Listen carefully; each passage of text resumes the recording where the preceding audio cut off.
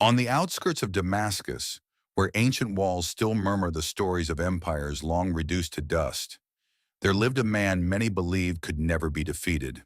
His name was Non, commander of the Aramean army, a warrior whose mere presence on the battlefield could shift the outcome of a war. Kings relied on his judgment. Soldiers followed him with unwavering loyalty. His fame spread across the known world, powerful and commanding, like an eagle soaring across the sky. Yet beneath the gleaming armor and the ceremonial garments that signaled his rank, his body carried a hidden affliction. His skin bore the scars of leprosy, a disease no wealth could purchase healing for, no strategy could overcome, and no royal command could dismiss. Here stood a man capable of conquering cities, yet powerless to overcome his own flesh. What happens when the strongest man in a kingdom must confront a weakness no blade can strike? What unfolds when authority collides with helplessness, when pride is forced to bow to humility, and when a foreign warrior discovers that healing does not come from his own gods, but from the God of his enemies? Chapter 1. The Captive Servant Girl. The raids into Israel had become routine. Aramean soldiers would sweep down from the north, taking livestock, supplies, and occasionally people. Among those taken was a young girl, no more than a child, torn from everything she knew and brought into a foreign household. She had no name recorded in scripture, no monument erected in her honor, no song sung about her courage. History would remember her only as the servant girl. She became part of Nan's household, attending to his wife, performing the daily tasks that kept a commander's home running smoothly. But this girl carried something more valuable than any treasure the Aramean raiders had seized. She carried faith. Despite her captivity, despite being ripped from her homeland and family, despite serving in the house of the very man whose armies had destroyed her world, she harbored no bitterness. Instead, when she learned of her master's affliction, she spoke words that would change the course of history. "If only my master would see the prophet who is in Samaria," she told Nan's wife one day, a voice carrying the certainty of one who has witnessed miracles. He would cure him of his leprosy. Think about the extraordinary nature of this moment. A captive showing compassion to her captor, a victim offering hope to her oppressor, a child from Israel proclaiming that the God of her defeated people could do what all the gods and physicians of mighty Aram could not. Her words traveled from servant quarters to the mistress's chamber, from wife to husband, from private suffering to public action. This unnamed girl, this overlooked child, became the first link in a chain of events that would demonstrate God's power beyond the borders of Israel. She could have remained silent. She could have taken satisfaction in her master's suffering. She could have seen his disease as divine justice. Instead, she became an instrument of grace, proving that faith often speaks loudest through the voices society ignores. Chapter 2. A King's Letter. When Nan heard his wife relay the servant girl's words, he faced a choice. Would he, a commander of armies, humble himself to seek help from the prophet of a conquered people? Pride warred with desperation. Disease has a way of making decisions clearer. He brought the matter to his king, the ruler of Aram, and the king responded with the full weight of royal authority. The king of Aram prepared a letter, sealed it with his signet ring, and loaded Nan's entourage with gifts befitting a diplomatic mission of the highest importance. The inventory was staggering: 10 talents of silver, approximately 750 pounds of precious metal, 6,000 shekels of gold, roughly 150 pounds of the most valuable commodity in the ancient world, 10 sets of fine garments, the kind worn only by nobility, woven with threads of purple and scarlet, symbols of wealth and power. The letter itself was direct, almost demanding. With this letter, "I am sending my servant Naaman to you so that you may cure him of his leprosy." The delegation set out, a spectacle of military might and diplomatic prestige. Chariots rolled southward toward Israel, horses' hooves thundering against ancient roads, banners snapping in the wind.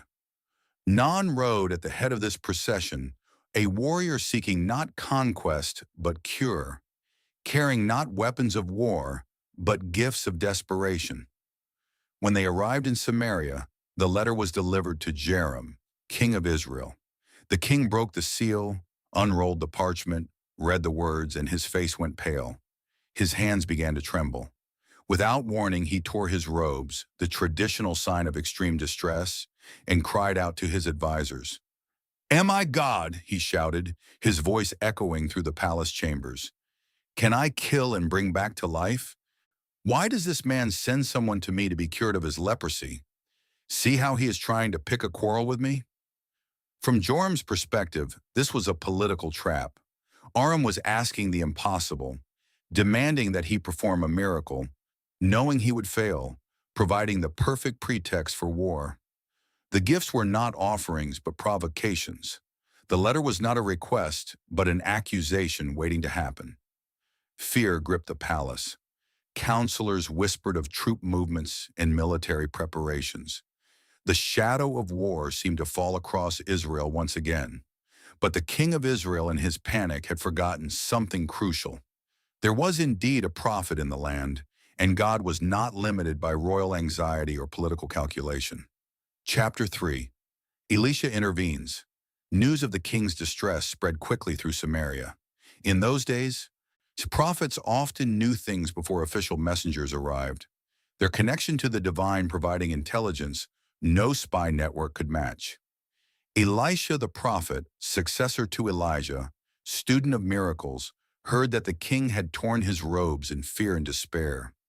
He sent a message to the palace, brief and confident. "Why have you torn your robes? Have the man come to me, and he will know that there is a prophet in Israel." Notice the phrasing. Not he might be healed or I will try to help him.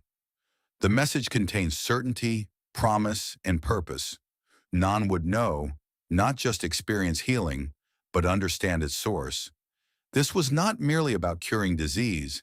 This was about revelation, about a foreign commander encountering the one true God. The king, relieved to shift this impossible burden, sent word to Naaman. The commander and his entourage redirected their impressive procession toward the prophet's house. Can you imagine that scene? The dust clouds visible from miles away as chariots approached, the sound of horses and soldiers, the glint of armor in the sun. Non-dressed in his finest ceremonial attire, surrounded by evidence of his wealth and power, approaching the modest dwelling of a prophet. He expected ceremony equal to his station. He anticipated a grand welcome, dramatic rituals, impressive displays of prophetic power. He was, after all, the commander of Aram's armies, carrying a king's letter and a fortune in gifts. Surely the prophet would emerge, perhaps call upon his God with raised hands and fervent prayers, perform elaborate cleansing ceremonies, make a great show of divine intervention. Non's expectations were about to collide with God's methods. Chapter 4. The unexpected instruction.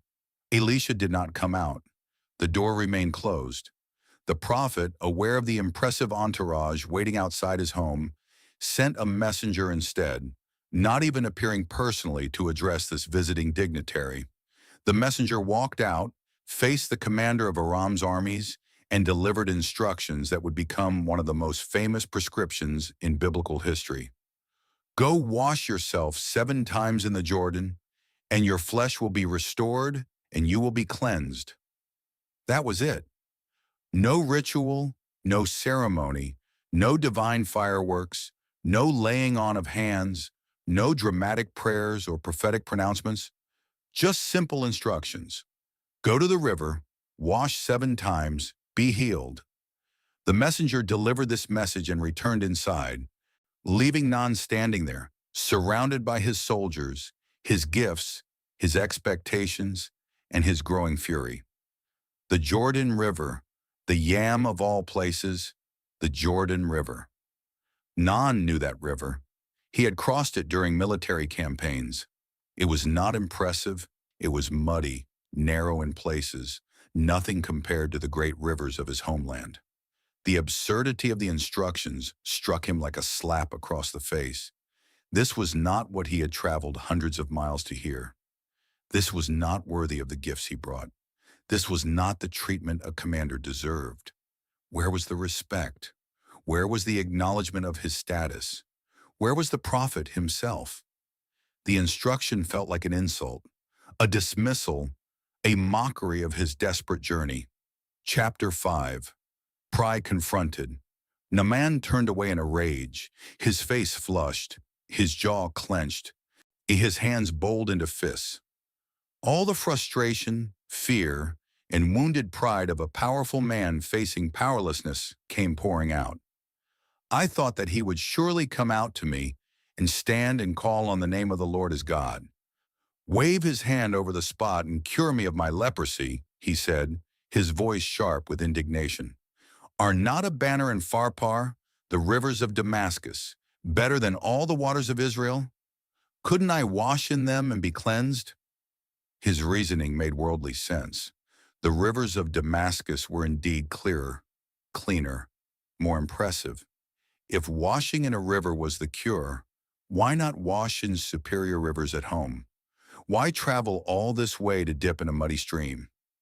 The instructions seemed arbitrary, unnecessary beneath him, but hidden in his anger was the real issue.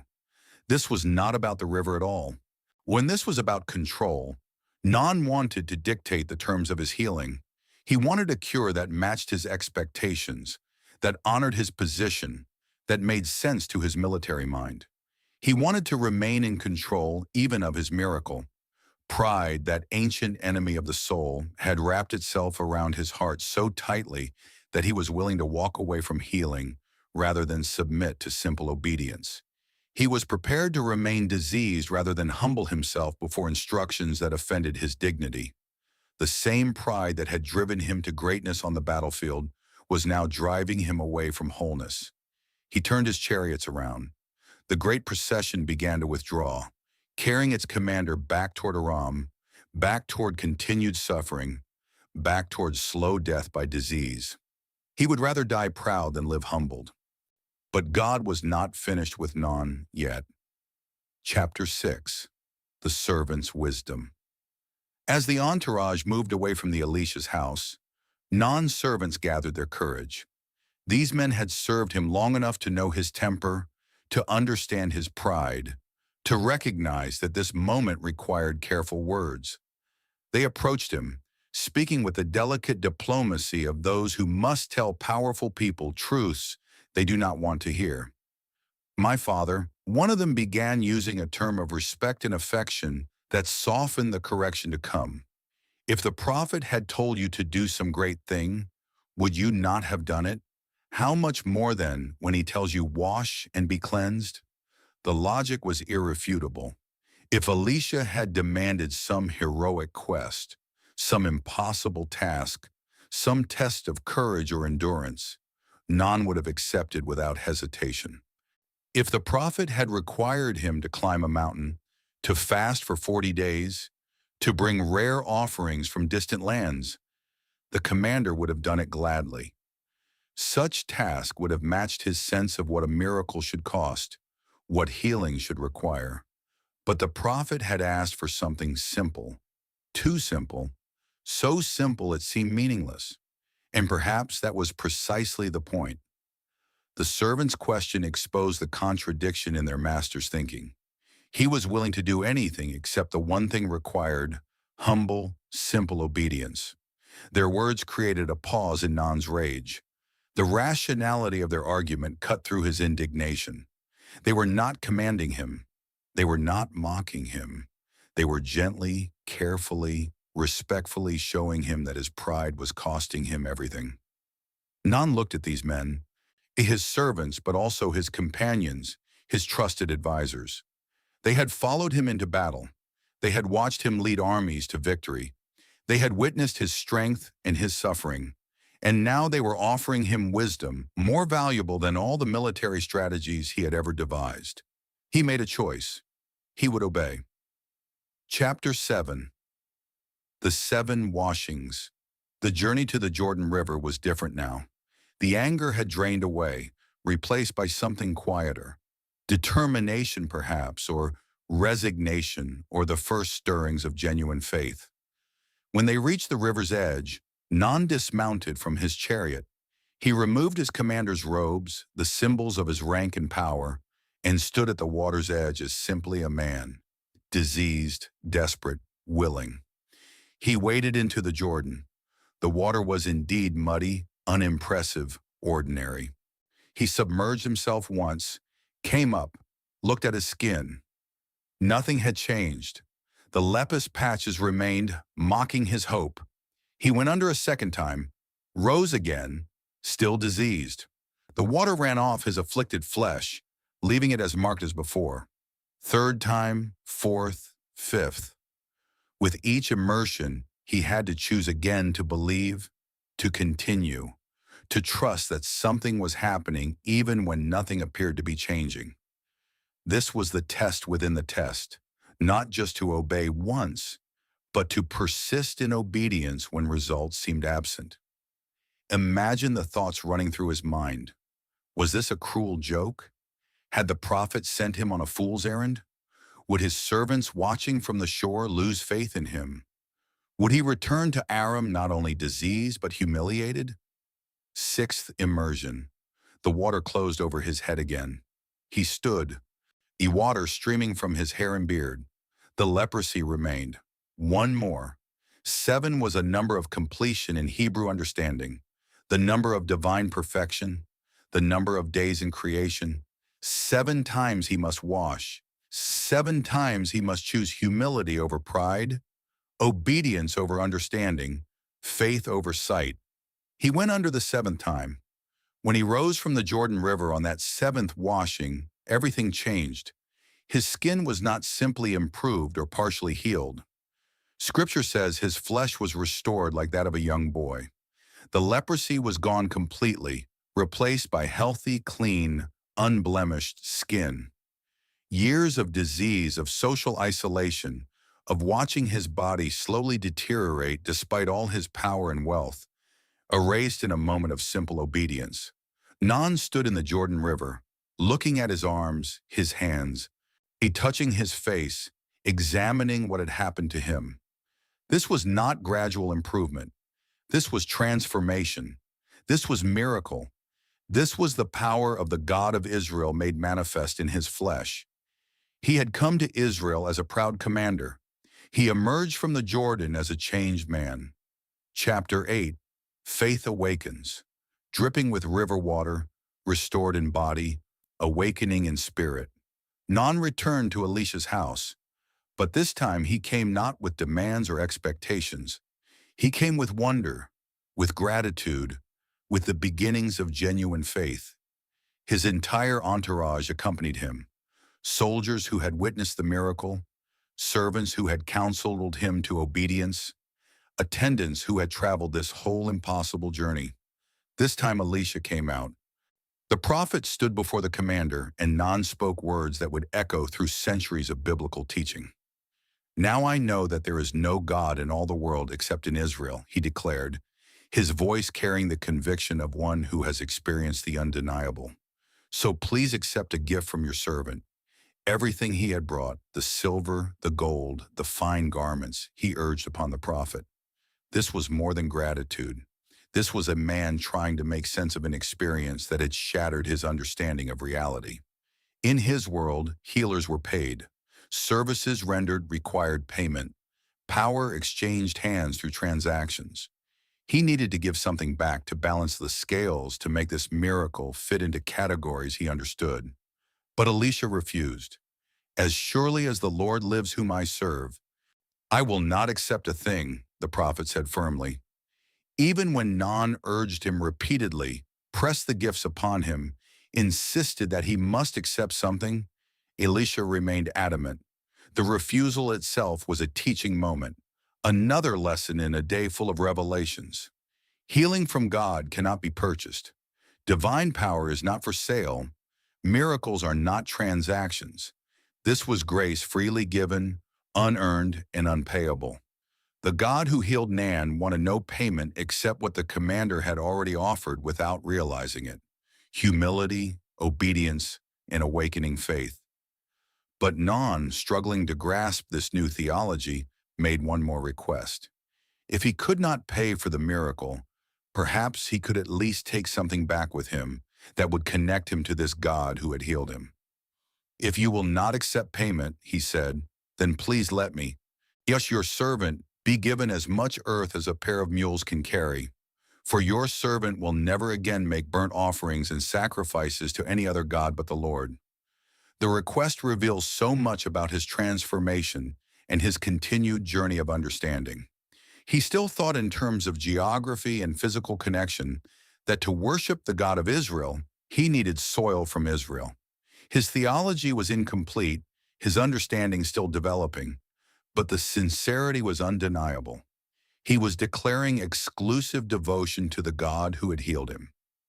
Planning to bring Israel's God into his homeland, preparing to worship in a ram with earth from Israel under his feet, he made one more confession, revealing the complexity of his situation. "But may the Lord forgive your servant for this one thing.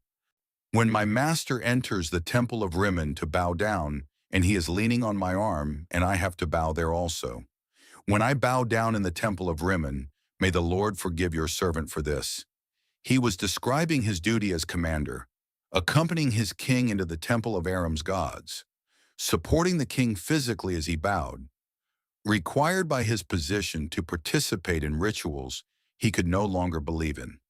He was asking for grace in the midst of complicated realities, seeking to balance newfound faith with political obligations. Elisha's response was gentle.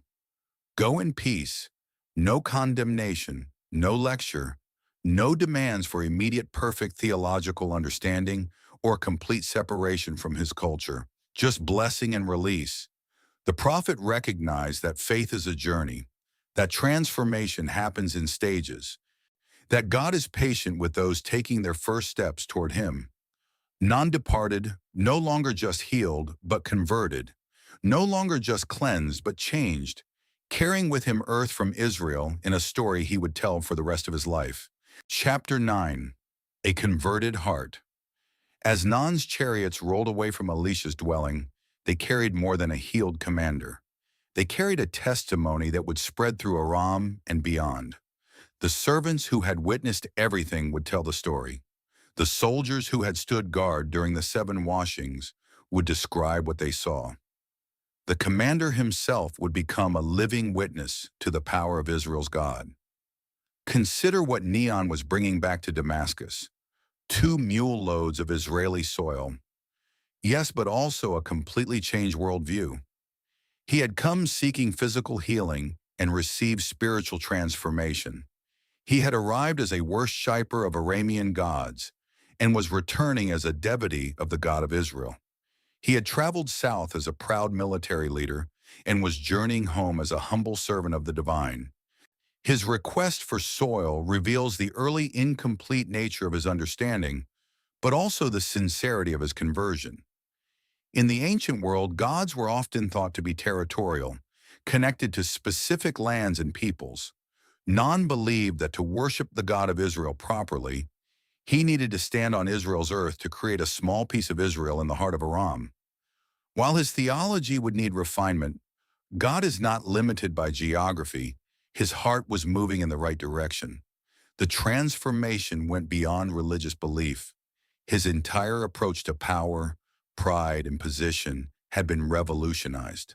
The man who had been insulted by simple instructions had learned the value of humble obedience. The commander who had expected grand ceremonies had discovered that God often works through ordinary means. The proud warrior had found that true strength sometimes looks like submission. His healing would become famous in both Israel and Aram. Every time someone saw his clean skin, they would ask what had happened. Every time he told a story, he would have to speak of his pride, his anger, his servant's wisdom, and the muddy Jordan River where everything changed. His very body became a permanent testimony to the God who heals beyond borders, who shows mercy to foreigners, who values humility over status. But the story was not quite finished. There was one more character who needed to make his choice, one more lesson about the corruption that can flourish even in the presence of miracles. Chapter 10. Gehazi's Greed. Gehazi had watched everything. As Elisha's servant, he had been present for the entire encounter with Non. He had seen the proud commander arrive with his impressive entourage. He had heard his master give the simple instructions that enraged the foreign warrior. He had learned of the healing at the Jordan. He had stood beside Elisha when Non returned, transformed and grateful, pressing gifts upon the prophet. And he had watched his master refuse everything. Now as Nan's chariots disappeared down the road, Gehazi stood beside Elisha, and something dark stirred in his heart. He had served the prophet faithfully. He had witnessed miracles. He had been entrusted with prophetic ministry. But in this moment, all he could think about was what had just been refused. My master was too easy on Non. This Aramean, he muttered to himself, rationalizing what he was about to do. As surely as the Lord lives, I will run after him and get something from him. Notice the twisted logic. He invoked God's name to justify greed. He convinced himself that Elisha had been wrong to refuse payment, that accepting gifts would actually be more appropriate. He saw an opportunity for personal gain and dressed it up in righteous language.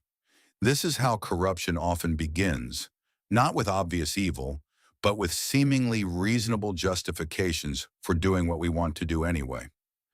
Gehazi ran after Non's chariots. When the commander saw someone pursuing him, he stopped and dismounted to meet this messenger, assuming Elisha had sent him with some additional instructional request. Is everything all right? Non asked, concern in his voice. Everything is all right? Gehazi lied smoothly. My master sent me to say, 2 young men from the company of the prophets have just come to me from the hill country of Ephraim. Please give them a talent of silver and 2 sets of clothing. The lie was specific, detailed, calculated to seem believable. 2 young prophets, unexpected visitors, a reasonable request for modest gifts to support them. Gehazi had crafted his deception carefully, asking for less than Non had originally offered, making it seem like a small charitable need rather than personal greed. Naaman, grateful beyond measure for his healing, eager to give something back, responded with generous enthusiasm. By all means, take 2 talents, he said, doubling what Gehazi had requested. He had the silver wrapped in 2 bags and gave them along with 2 sets of clothing to 2 of his servants, and who carried them back toward Elisha's house with Gehazi. When they got near the house, Gehazi took the bags from the servants and sent them away. He hid the silver and clothing inside the house, concealing the evidence of his deception. Then he went in and stood before his master as if nothing had happened, as if he had been there all along. Chapter 11. Judgment Falls. Elisha looked at his servant, and Gehazi felt the weight of that gaze. Prophets see what others cannot. They know what has happened in their absence. They perceive the secrets of hearts. Gehazi had forgotten in his greed exactly whom he was dealing with. Where have you been, Gehazi? Elisha asked, giving his servant one chance to tell the truth, one opportunity to confess and repent. Your servant didn't go anywhere, Gehazi replied, compounding his sin with another lie, choosing to persist in deception even when confronted by a man who spoke with God's authority. Then Elisha spoke words that must have frozen Gehazi's blood. Was not my spirit with you when the man got down from his chariot to meet you? Is this the time to take money or to accept clothes or olive groves and vineyards or flocks and herds or male and female slaves? The prophet had seen everything, every step of Gehazi's pursuit, every word of his lie, every moment of his deception. More than that, Elisha understood what Gehazi's actions represented. Not just theft, but a fundamental misunderstanding of what prophetic ministry was about. Gehazi had witnessed the healing of Enmon, had seen divine power manifest, had stood in the presence of miracle, and all he could think about was how to profit from it. He had treated God's gift as a business opportunity. He had seen the healing of a disease commander as a chance for personal enrichment. He had exploited Nan's gratitude and violated his master's explicit refusal. He had lied to both the foreign commander and the prophet, and he had done it all in the name of the Lord, using religious language to justify spiritual corruption. The judgment was swift and severe. Nan's leprosy will cling to you and to your descendants forever. In the ultimate irony, the disease that had been removed from the Aramean commander now fell upon the Israelite servant. The healing that Gehazi had tried to exploit became the source of his own affliction. He left Elisha's presence with his skin lepus.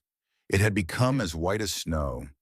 The disease he had witnessed being cured now marked his own flesh, a permanent reminder of the cost of greed, the danger of exploiting grace, the corruption that can infect even those who serve in ministry.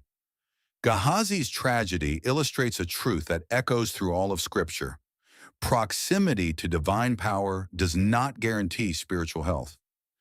Being close to miracles does not prevent moral failure. Serving a prophet does not automatically make one prophetic. The same God who heals with grace also judges with righteousness. Themes in spiritual breakdown, healing beyond borders. The healing of Nan shatters any notion that God's power is limited by national identity or ethnic boundaries. Here was a Syrian commander, a man from a nation that had raided Israel, taken captives, and fought against God's chosen people. By every measure of ancient religious thinking, well, he should have been outside the reach of Israel's God. Yet God not only healed him, but pursued him, orchestrated his journey, and revealed divine power specifically for this foreigner. This story challenges exclusive thinking about who deserves God's attention: the unnamed captive servant girl, the unlikely prophetic instructions, the healing of someone who had no claim on Israel's covenant. All of it points toward a God whose mercy extends beyond tribal boundaries, whose grace reaches those we might consider outsiders, whose power works for the benefit of those who have been our enemies. Centuries later, Jesus would reference this story when teaching in his hometown synagogue. When the people of Nazareth rejected him, he reminded them that there were many in Israel with leprosy in the time of Elisha the prophet. Yet not one of them was cleansed, only Naran the Syrian. It was not a popular teaching then, and it remains challenging now. God's grace often flows to unexpected recipients, demonstrating divine love that transcends our categories of deserving and undeserving, pride versus obedience. Nan's initial response to Elisha's instructions reveals the fundamental conflict between human pride and divine requirement. He wanted a healing that matched his expectations, grand, impressive, worthy of his status. Instead, he received instructions that seemed beneath him, too simple to be miraculous, too ordinary to be divine.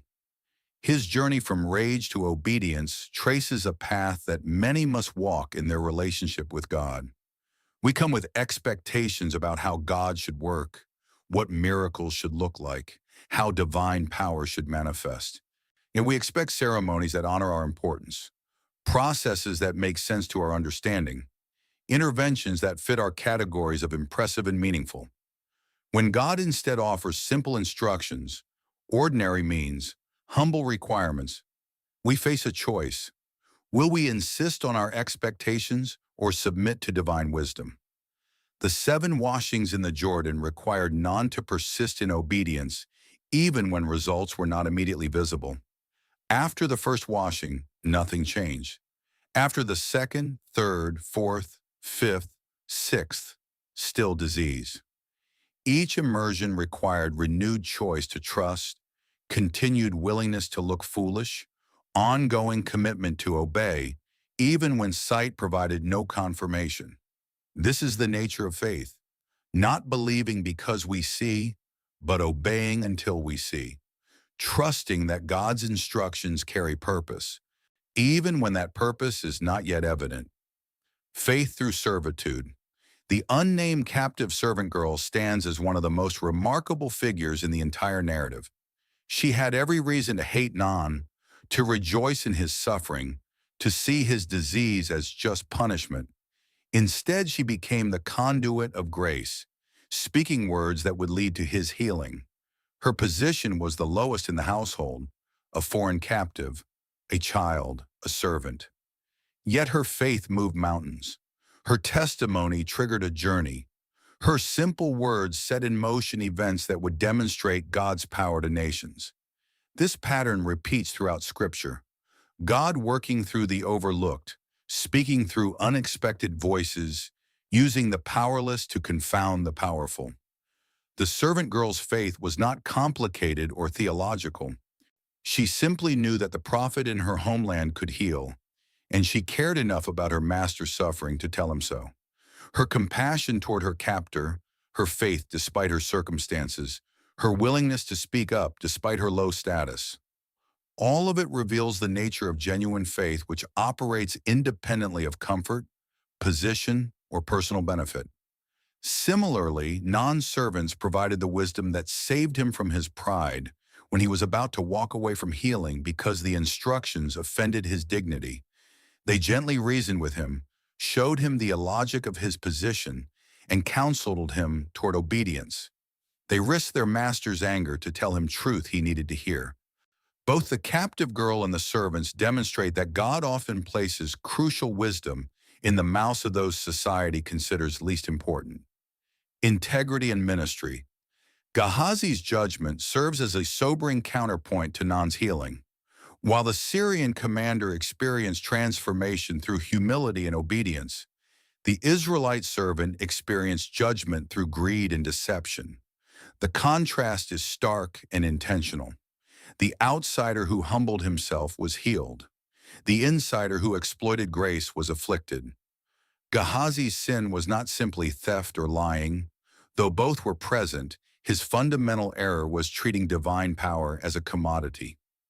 Seeing the healing of Nonan as a business opportunity, exploiting someone's gratitude for personal gain, he violated the principle Elisha had established by refusing payment. That God's grace cannot be bought or sold, that miracles are not transactions, that ministry must not become mercenary. This warning echoes through the centuries to anyone involved in spiritual leadership or ministry. The temptation to monetize grace, to exploit people's desperation, to treat divine power as a source of personal enrichment. These dangers are perennial. Gehazi's judgment reminds us that God takes seriously the integrity of those who represent him. That serving in ministry does not exempt us from moral requirements, that proximity to miracles does not prevent corruption. The fact that his descendants would carry the leprosy forever suggests that the consequences of spiritual corruption can extend beyond the individual. When those who minister in God's name violate that trust, they damage not only themselves but also those who follow them, creating cynicism and distrust that can last for generations. Epilogue. The warrior made whole. Non returned to Damascus transformed. Every journey back is different from the journey out, but his return carried weight that few journeys bear. He left Syria as a disease commander, seeking cure, and returned as a healed believer, carrying testimony. He departed as a worshiper of Aramean gods and came home as a devotee of Israel's God. He went south proud and angry and traveled back humbled and grateful. Imagine his arrival in Damascus. The watchmen on the walls would have seen the dust of his chariots approaching. The people would have gathered to see if the journey had been successful. His wife would have waited anxiously for news. The king would have summoned him to hear the report. And when they saw his skin, clean, healthy, restored like a child's, the questions would have flowed like water. What happened? Who healed you? How was it done? And Non would have told them everything, not just about the healing, but about the journey that led to it, about the captive servant girl whose faith sparked hope, about the prophet who wouldn't come out to meet the prophet who wouldn't come out to meet him, about the insulting instructions and his wounded pride, about servants who spoke wisdom, about 7 washings in a muddy river, about the change that came not when he expected it, but when he obeyed it, about the God who heals beyond borders, who values humility over status, who works through ordinary means to accomplish extraordinary transformation. His testimony would have spread through Damascus and beyond, challenging their religious assumptions of his culture, planting questions about the nature of divine power, demonstrating that the God of Israel was not limited to Israel. He would have worshipped on his imported soil, making sacrifices not to Rimmon or the other gods of Aram, but to the God who had made him whole. His very presence became a permanent witness to grace that crosses boundaries, power that serves love, and a God who pursues the lost, even in foreign lands. But perhaps the most profound transformation was internal. Non had learned that healing requires more than seeking cure. It requires humble submission to divine instruction. Even when that instruction seems beneath us, offensive to our dignity, or contrary to our expectations. He discovered that miracles often come not through grand displays of power, but through simple obedience to quiet instructions. He found that the God who could heal his flesh was also committed to transforming his heart, teaching him lessons about pride, humility, obedience, and faith that would shape the rest of his life. Somewhere in Syria for the rest of his days, when people looked at the clean skin of the commander of the armies, they saw a walking testimony to the power of Israel's God. His healing became a permanent sermon, his restoration a living witness, his transformation proof that the divine reaches beyond borders, breaks through pride, and offers wholeness to those willing to humble themselves and obey. The story ends with Non healed and Gehazi diseased, a juxtaposition that captures the paradox of grace and judgment, the reality that God's power can both restore and afflict, the truth that proximity to miracles guarantees nothing, and that genuine faith often flourishes in unexpected places, while corruption can grow even in sacred spaces. And always at the center of it all, the muddy Jordan River, where a proud warrior became humble enough to be healed, where 7 simple washings accomplished what no physician could achieve, where obedience unlocked miracle, where a foreign commander met the one true God and was forever changed.